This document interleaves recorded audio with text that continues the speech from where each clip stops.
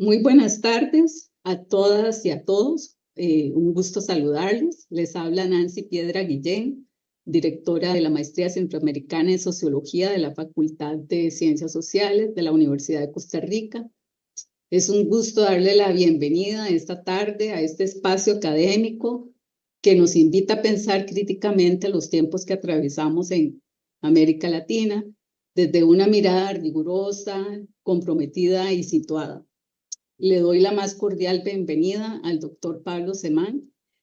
quien de forma amable y entusiasta aceptó nuestra invitación. Sé que su agenda es muy demandante, así que estamos muy agradecidas y agradecidos, Pablo, por su disposición, muy amable por aceptarla. La conferencia que nos brindará promete desafiar nuestras categorías de análisis y ampliar nuestras interpretaciones sobre el presente político de la región. Esta actividad es parte de nuestro compromiso como programa de posgrado por abrir un diálogo plural, interdisciplinario y de actualidad con figuras que están renovando el pensamiento social latinoamericano desde la investigación empírica y la reflexión crítica.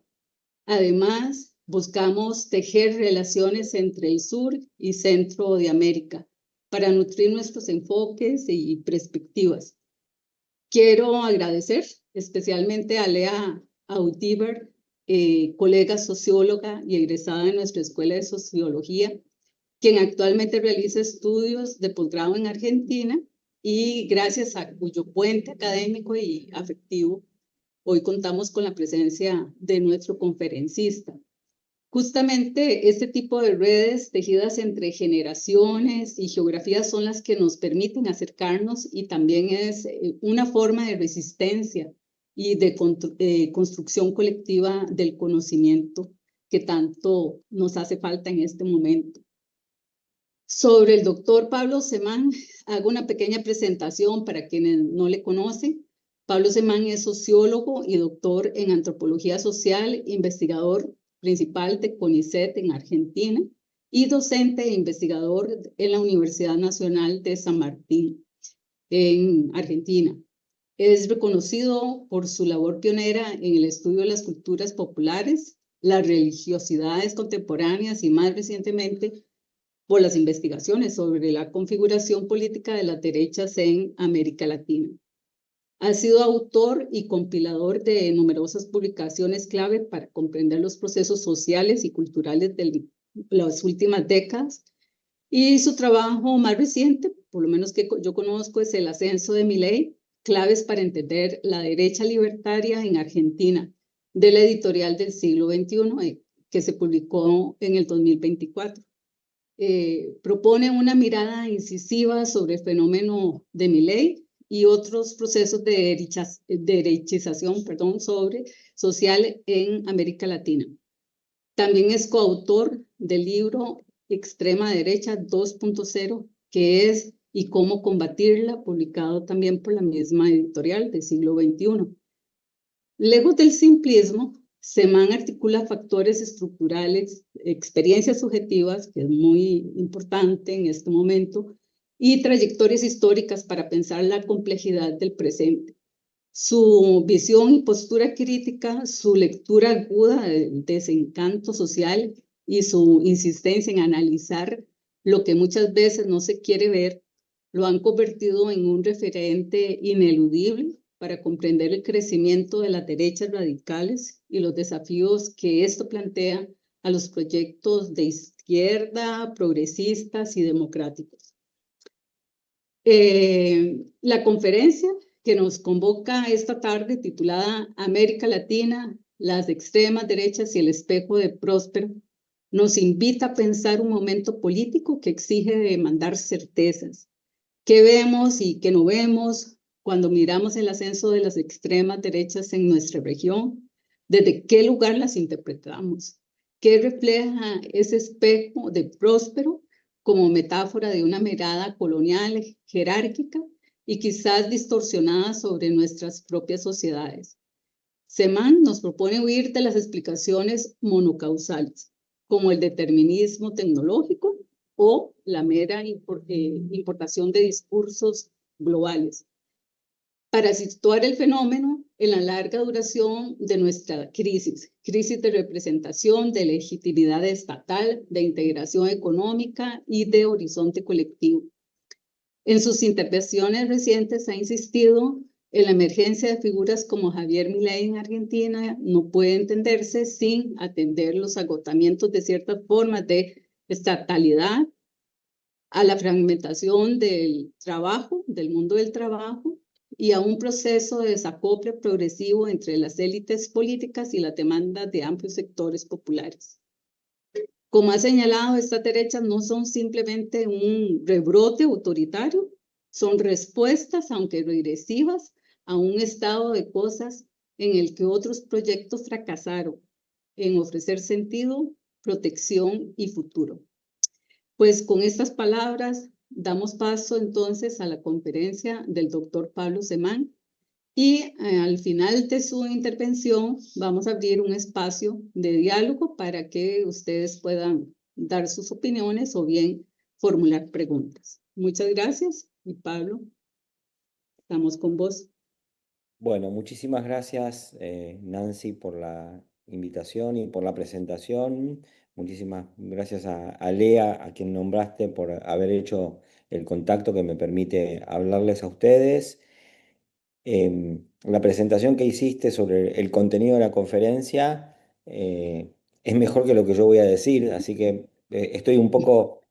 constreñido a hacer lo mejor posible el plan que vos leíste. Mm, Solamente quiero agregar una idea que vos mencionaste, pero quiero expandir un poco en cuanto al título sobre el espejo de Próspero, que alude a un título clásico de las ciencias sociales en América Latina, que probablemente las jóvenes generaciones no conozcan, pero en ese libro se hacía alusión al hecho de que ciertos fenómenos europeos no ofrecían en su comprensión un canon interesante, completo, exhaustivo, lo suficientemente capaz de contener esos mismos fenómenos europeos y que justamente la excursión hacia América Latina permitía ya dejar de interpretar América Latina a la luz de Europa y más bien desde Latinoamérica interpretar esos fenómenos europeos, ¿no? Y como vos misma afirmaste, un poco mi tarea ha sido en los últimos tiempos no solo investigar el ascenso de Milei o de las extremas derechas en América Latina, sino también dar una discusión epistemológica sobre el estatuto de las categorías que nosotros usamos para comprender los fenómenos y sobre lo específico de América Latina en la emergencia de las extremas derechas. Así que voy a emprender ese camino y lo voy a emprender valiéndome del apoyo de algunos colegas europeos o de algunos colegas que están en Europa, ¿no? Porque hace relativamente poco tiempo tuve la oportunidad de participar en un festival por la democracia que organizaron algunas organizaciones, valga la redundancia, políticas y sociales de Chile, y ahí convergimos con Pablo Stefanoni, que es probablemente uno de los autores que se anticipó a la ola mundial de las derechas, sobre todo en su dimensión europea, y con Lilith Berstringe, que actualmente está mm, haciendo una actividad más bien académica, pero que en los últimos años desempeñó el puesto de ministra de la Agenda 2030, representando a Podemos en el gabinete de coalición que había organizado la izquierda en España, y además fue secretaria de organización de Podemos, que es la formación política que se alió al socialismo para dar lugar a esa coalición. Y ellos dos decían algo que es muy importante, que es las extremas derechas son heterogéneas, ¿no? Que es algo que para mí es un punto de partida sobre el cual yo voy a avanzar y profundizar, pero me parece que es importante partir de ahí para no ceder a la ilusión de que cuando uno dice extrema derecha, dice ola de extrema derecha y habla de las internacionales de la extrema derecha, está refiriendo un objeto empírico claramente discernible. Lilith Berstringe, a quien ya cité, decía, recordaba, mejor dicho, que Francisco Franco, el dictador español que gobernó durante 40 años en España, cuando ve que su mandato y su vida terminan, porque era presidente vitalicio, eh, afirma que España era una sola y no 51. Y Lilith Berstringe dice, la extrema derecha son 51 y no una sola, ¿no? Yo partiría de esa noción y entonces voy a explicar un poco qué es lo que yo estoy viendo en América Latina en capas sucesivas y contrastándolo con las explicaciones que se han dado habitualmente sobre Europa y lo que se ha sobreentendido que lo que vale supuestamente para Europa, supuestamente homogéneo, vale también para América Latina, que obviamente se supone que es ecuacionable, equiparable, homogénea a lo que ocurre en Europa. En Europa se ha afirmado que las extremas derechas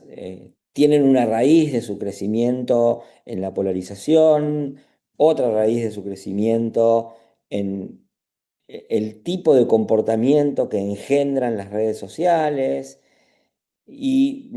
sobre todo, bueno, junto con esto, en la cuestión de la migración y en las cuestiones étnicas.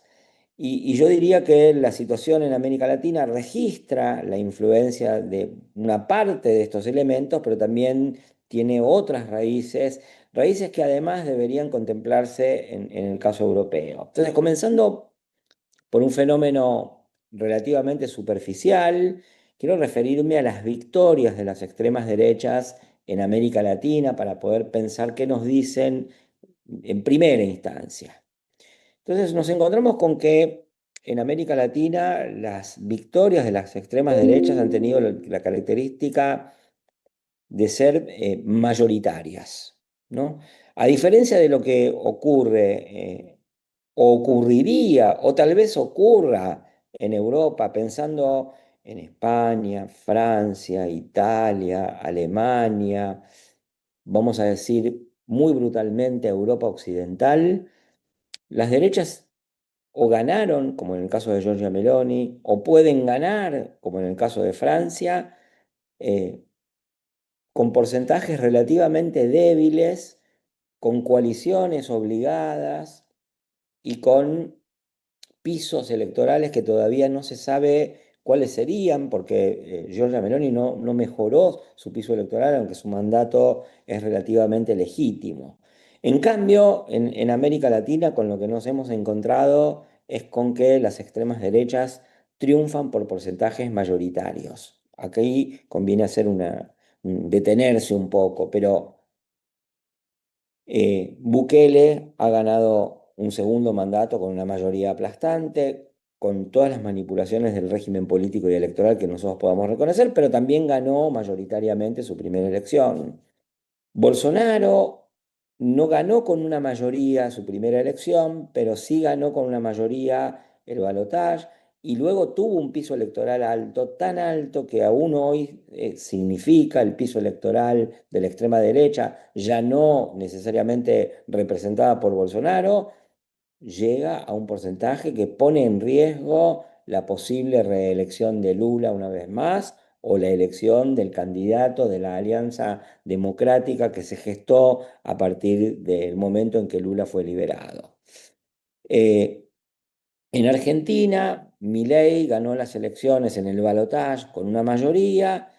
y había sacado un 30% y uno diría, bueno, pero entonces ¿dónde está lo mayoritario? Y ahí uno lo que tiene que considerar es que el piso electoral de Milei hasta hace 3 meses era mucho más alto que la minoría que había conseguido. Luego yo voy a volver sobre esto porque quiero referirme específicamente al caso argentino, pero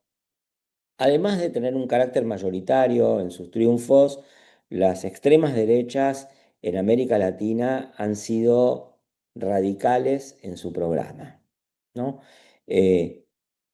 Tanto Bolsonaro como Bukele como Milei han no solamente proferido discursos que van más allá de cualquier límite programático que se haya puesto la extrema derecha en Europa, sino que además han puesto en práctica esas políticas. Las políticas que desarrolló Bukele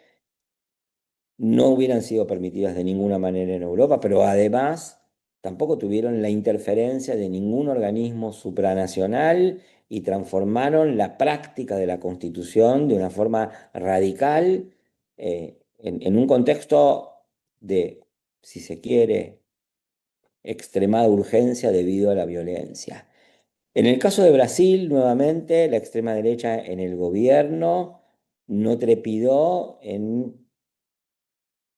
un contexto en el que es mucho más institucionalista que El Salvador y mucho más institucionalista que el argentino, en tomar medidas que de alguna manera se llevaron por delante la Constitución y que crearon situaciones de hecho que después el gobierno de Lula encontró como irreversibles y crearon un piso de cuestionamientos a los avances democráticos que había tenido Brasil en los últimos 30 años. También ocurrió esto en la Argentina, o sigue ocurriendo esto en la Argentina, o está ocurriendo esto en la Argentina con eh, el discurso de Milei y la práctica de gobierno de Milei que ha hecho retroceder derechos y protecciones, a veces de forma legal, a veces de hecho, porque ese es un gobierno, el de Milei, que ha obrado de forma extremadamente violenta, haciendo el mayor uso posible de la violencia legal, que no necesariamente, o a veces sí y a veces no, legítima. En ese sentido, los gobiernos de las extremas derechas en América Latina han sido, a diferencia de los gobiernos de las extremas derechas en Europa, revolucionarios. Han sido gobiernos que han pasado por encima de los reparos constitucionales, obviamente de los reparos de las muy débiles organizaciones supranacionales, como la Organización de los Estados Americanos o como las distintas comunidades regionales, Andina, el Mercosur, etcétera. Yo diría, y esto lo dije, pero quiero enfatizarlo, eh, son gobiernos que han utilizado una faz represiva de la práctica de gobierno de una forma que no se conoce en los casos europeos, y ya voy a dar un detalle sobre esto, pero quiero decir, en El Salvador obviamente ha sido un gobierno extremadamente violento, obviamente en Argentina también, donde la protesta social que había sido un elemento regulador de la vida política de la Argentina y donde las organizaciones que encarnaban la protesta social eran parte de las coaliciones y de el ejercicio de la gobernanza, se dio una situación en que la práctica de esas organizaciones fue desfinanciada, reprimida, perseguida judicialmente, a veces con aval de la población, otras veces con la simple intimidación de la población. Quiero aclarar algo que tal vez en este momento sea pertinente. Estoy hablando en comparación con Europa occidental, definida de una manera relativamente precaria, pero creo que comprensible. Quiero decir que podemos ampliar esta comparación a casos de los ex países socialistas como Hungría y como Polonia, que uno podría pensar que forman